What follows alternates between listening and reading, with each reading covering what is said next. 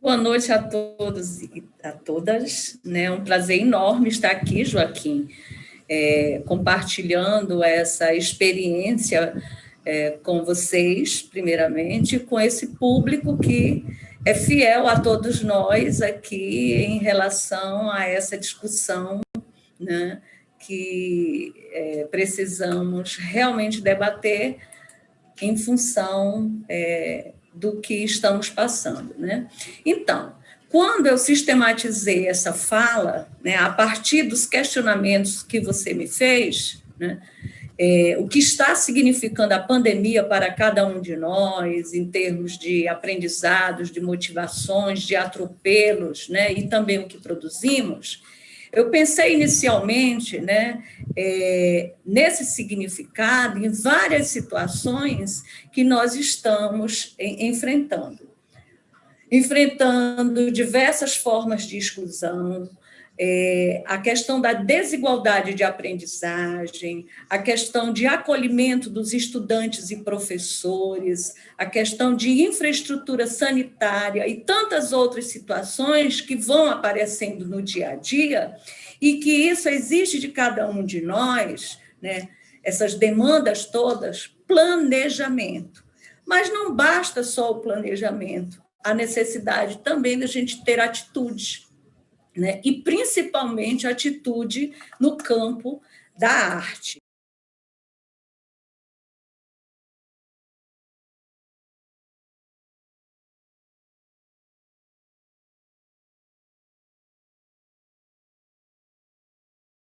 Com relação a essa questão, que aprendizados, ora, hoje eu observo que essa discussão, que de certa forma até fica muito cansativo, o que é ensino remoto, né? O que é educação à distância, há uma grande confusão com relação a isso, é preciso que a gente aprofunde esses conceitos, né? Porque há uma grande confusão nas instâncias educacionais com relação a isso.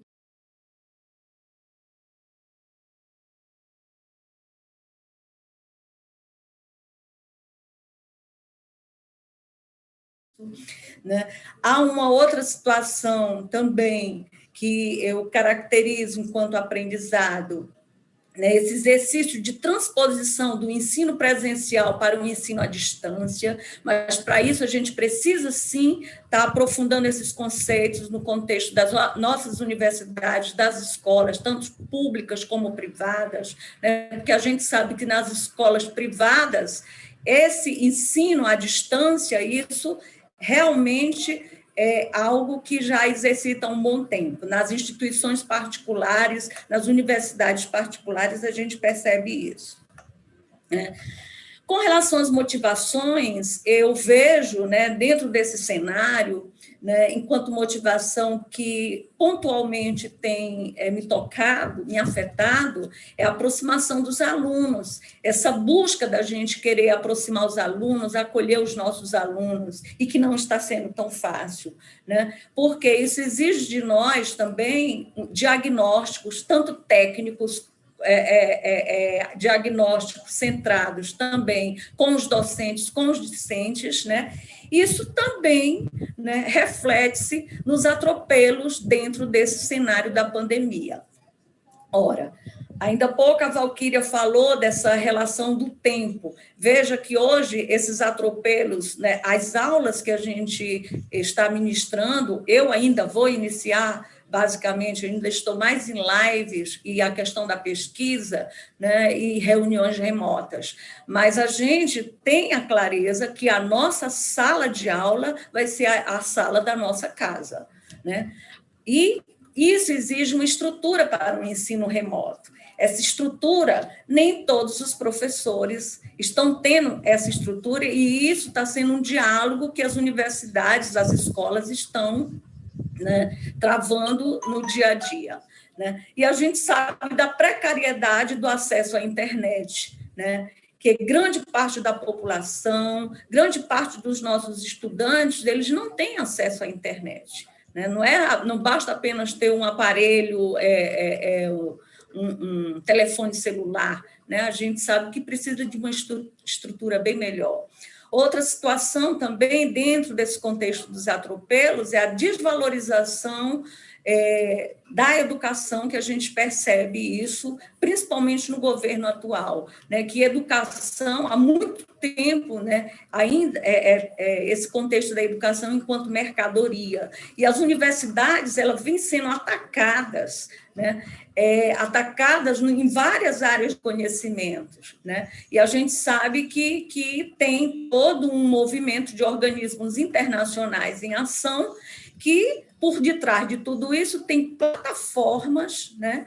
As plataformas são privadas e que as universidades públicas estão nesse dilema, que é preciso que a gente tenha as plataformas públicas, né, no uso das tecnologias, para que a gente não fique usando dinheiro público, alimentando essas plataformas privadas. Então, é algo extremamente problemático se a gente quer pensar de forma séria essa questão que nós estamos vivenciando. E aí, no que diz respeito ao ensino-aprendizagem de arte, especificamente no nosso campo de conhecimento, a gente sabe que desde a obrigatoriedade da arte na educação básica, né, enquanto um componente curricular, ela vem sofrendo, né, a nossa área vem sofrendo grandes ameaças, constantes ameaças. A cada mudança na legislação, as incertezas sobre a sua presença no currículo escolar são evidenciadas nas discussões tanto dos documentos vindos do MEC, como os documentos construídos nas instâncias educacionais.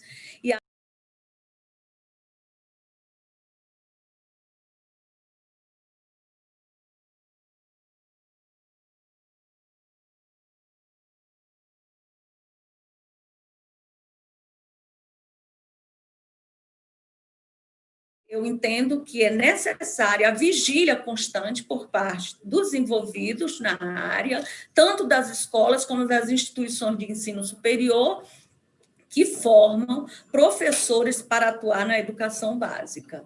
E eu penso também que é imprescindível unir esforços para reverter tantos absurdos que estão ocorrendo em vários espaços de educação formal e não formal. E nessa perspectiva, eu entendo ser necessário, nós que estamos trabalhando nesse contexto do ensinar e aprender, é imprescindível que a gente reconheça a existência de duas grandes tendências pedagógicas na prática educacional brasileira, né, para que a gente possa estar atuando com essa consciência crítica. Há tanto a tendência idealista liberal como a realista progressista, que convivem ainda, né, nesses espaços educacionais. E eu entendo que ampliar o debate sobre os processos de ensino-aprendizagem desenvolvidos no campo da arte, ele permite investigar quais são essas teorias, quais são essas metodologias, conceitos sobre artes, conceitos sobre educação, e quais são essas pesquisas artísticas que estão sendo desenvolvidas tanto nas escolas como nas universidades. Isso é imprescindível para que a gente fortaleça o nosso campo de conhecimento.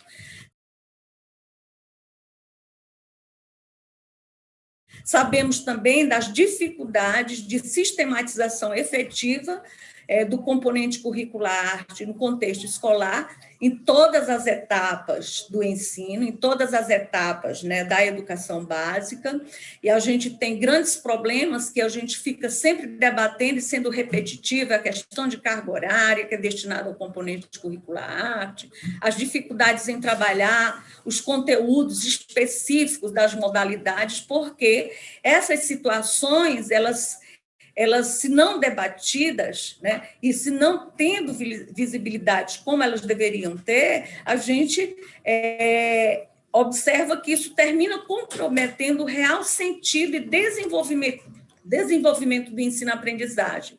Fragiliza esse componente curricular, a qualidade da área, a formação docente favorece muitas incertezas nos espaços educativos e culturais.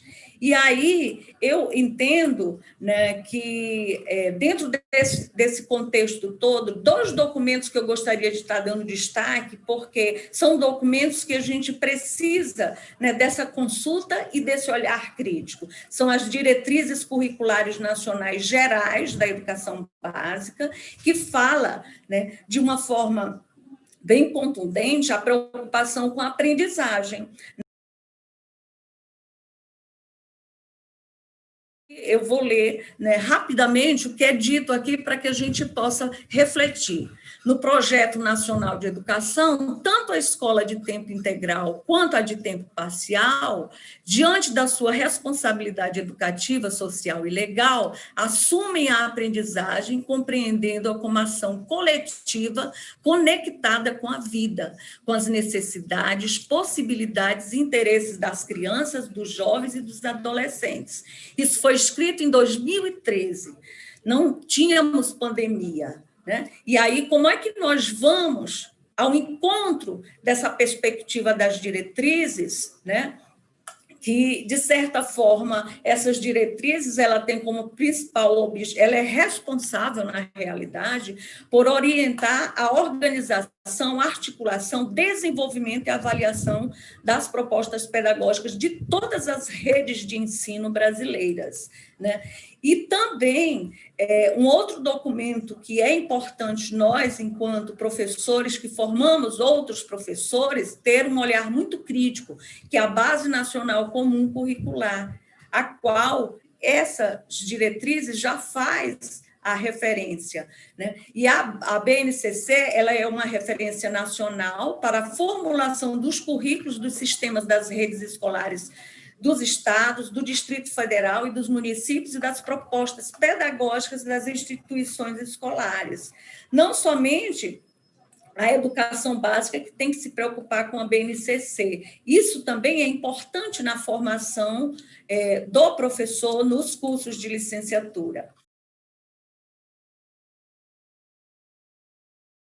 Então, diante desse cenário todo da pandemia, né, e também o que já se vinha no campo da arte, observa-se muitas dúvidas, incertezas no processo de implementação das proposições, orientações desses documentos, né, principalmente da Base Nacional Comum Curricular. Nós sabemos que há interesses e propósitos nem sempre condizentes às situações apresentadas em cada escola e região.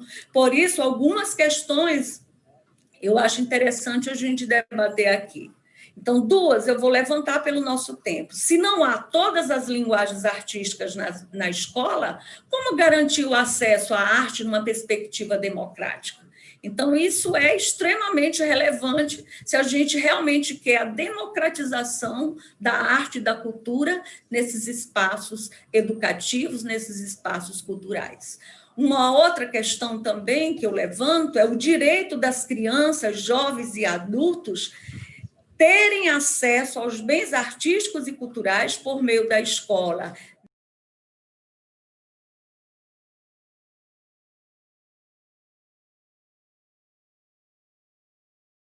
Na maioria das vezes, eu entendo que isso vem sendo negligenciado, enquanto uma pergunta, né, que eu dou ênfase nessa minha fala. Então, eu entendo, né, e aí eu vou trazer, enquanto reflexão, Moacir Gadotti, que é muito pontual nas suas reflexões com relação aos conhecimentos, né, que é importante a gente levar para essa construção em sala de aula. Ele ressalta que há necessidade de o professor saber o que ensinar e como ensinar. E ele avança mais, e ele é contundente ao afirmar que precisamos também nos perguntar e saber o que, por quê, como, quando, onde, com quem e para que estamos aprendendo. mais do que nunca, a pandemia nos instiga a esses questionamentos, né? Porque a gente está vendo muitas propostas engessadas, muitas propostas que não estão realmente estabelecendo um processo de aprendizado, vamos dizer, significativo. E aí, na pergunta que você me fez, o que estamos produzindo? Então, no momento, né, dentro desse contexto da pandemia, eu fui contemplada no pró-doutor, após o término do meu doutorado, né, eu concorri ao edital, e estou com um projeto que eu iniciei, o ensino-aprendizagem de arte nos anos iniciais da educação básica, as concepções e percepções dos professores das escolas públicas de Belém, que eu vou trabalhar tanto com o professor, que é o pedagogo, que trabalha com os anos iniciais, como eu vou trabalhar com os professores de artes, né? Tanto de artes visuais, de dança, de música e de teatro, né? Para saber essas suas concepções. E a minha principal questão é como os professores dos anos iniciais da educação básica, das escolas públicas de Belém, estão conduzindo o componente curricular arte a partir das mudanças feitas na atual LDB, que é a 9394 de 1996, para garantir a democratização do ensino da arte. Essa é a minha grande questão. E aí, para finalizar, eu trago algumas reflexões, né, no tocante. Eu penso que as reflexões sobre o ensino-aprendizagem revelam ser necessário investir na qualidade da formação docente nos cursos de licenciatura. Eu penso também que a atuação crítica, reflexiva, política é importante para fortalecer o poder dos professores e também o poder dos estudantes, por isso que eu vejo o quanto é importante essa formação crítica, tanto na educação básica como no ensino superior, e também me aproprio das ponderações sobre o ensino escolar em tempos de quarentena, que é uma carta às professoras e professores brasileiros, feito por vários pesquisadores, que eles alertam, né, a seguinte forma: ter cuidado, né, ou seja, estado de alerta, as mudanças sugeridas, né, nessas reformas, né, em tudo isso que a gente está presenciando, porque a maioria dessas mudanças, elas tentam, né, elas têm uma tendência a culpabilizar os professores. Também eles alertam que precarizam suas condições de trabalho, isso a gente está vendo, e tiram deles a sua ação como intelectual. Então, eles ressaltam também que é preciso estar alerta para a atitude oportunista de certos grupos sociais e empresariais que estão transformando o drama social que estamos atravessando em uma ocasião para empurrar e naturalizar as tecnologias de ensino à distância. E daí a grande banalização que a gente termina vendo, a falta de compreensão do que vem a ser o ensino à distância. E ressaltam também, e eu comungo dessas reflexões, que é preciso ter cuidado para não se incorrer no erro de tentar manter a normalidade em uma situação que é claramente atípica e excepcional. É a história do novo normal. A gente está numa situação atípica. Esse normal não vai voltar. A gente tem que ter essa clareza.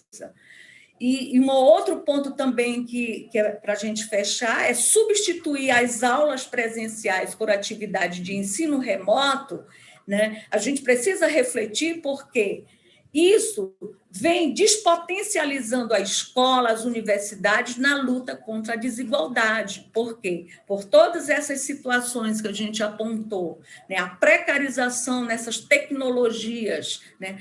Uma internet péssima que nós temos. Nós temos uma internet não muito boa, né? E aí a gente sabe que as preocupações, né? Ou seja, a proposta de parecer do Conselho Nacional de Educação caracteriza como atividades não presenciais um amplíssimo leque de possibilidades, mas a gente precisa estar nesse debate para a gente ter a clareza desses conceitos, dessas terminologias que estão mais confundindo do que esclarecendo e conduzindo com qualidade as práticas educativas no nosso campo de conhecimento.